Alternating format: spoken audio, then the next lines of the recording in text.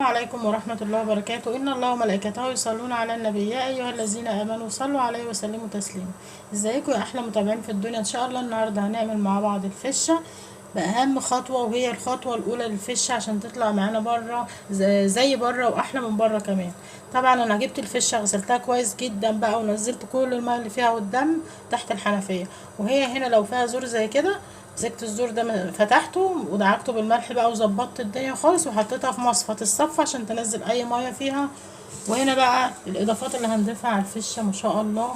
معايا جزرايه 3 فصوص توم او 4، مستكه بتاع دوت قرنفل، ورق لوري، وفي حبهان. وهنا معايا 3 طرنشات كده ليمون، وقرن فلفل لو عندك احمر او اخضر مش هتفرق، وطايه بصلايه. وهنخش بقى على البوتاجاز على النار من غير اي ميه خالص، مش هنضيف ميه نهائي.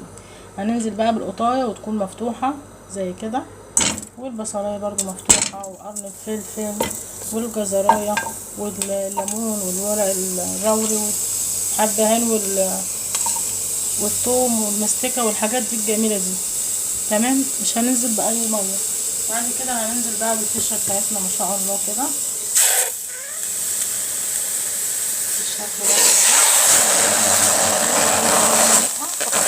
هنحتاج اي ميه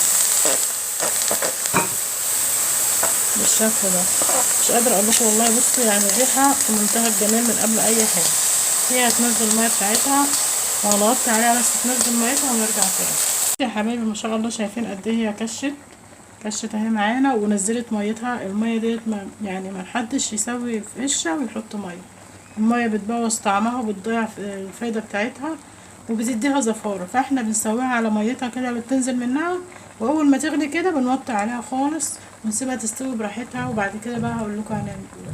والله شكل الفشه بتاعتنا ما شاء الله بعد ما استوت، بصوا الجمال روعه، وبصوا الريحه روعه، ريحه الفلفل والحاجات اللي احنا حطيناها في منتهى الجمال. وبعد كده بقى بنمسكها كده بسم الله بالسكينه، نقطع بقى طرنشات كده.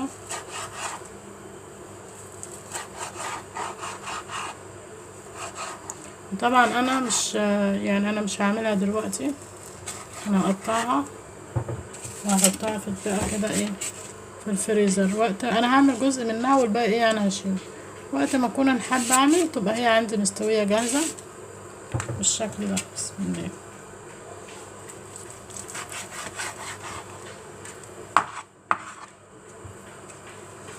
ان شاء الله ريحتها جميله جدا، ريحه روعه.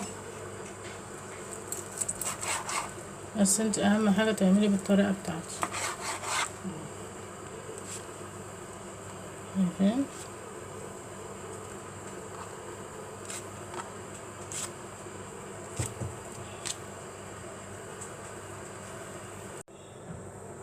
وده شكل الفشه بتاعتنا ما شاء الله روعه جميله، منتهى الجمال، ريحتها جميله جدا. الفلفل والجزر والبصل والثوم مدينا ريحه جميله جدا. طبعا انا شايله دولت حطهم في طبق فويل، حطهم في الفريزر. طبعا كل سنه وانتم طيبين، رمضان بقى على الابواب اهو. فطبعا انا هعمل دولت اشيلهم، ممكن بقى احط عليهم كرشه وقلب وحاجات تانية كده، ونعمل حلويات. والنهارده هنعمل ده نحمرها كده بفلفل اسود وقرنين فلفل كده الوان وخلاص. فانا حبيت اوريكم الفيديو اللي هو اول خطوه في تسويه الفشه، وده كان الفيديو بتاعنا النهارده. ولو انت وصلت معايا لحد كده ما تنسيش الاشتراك واللايك وتفعيل زر الجرس عشان يوصلك كل جديد. والسلام عليكم ورحمه الله وبركاته.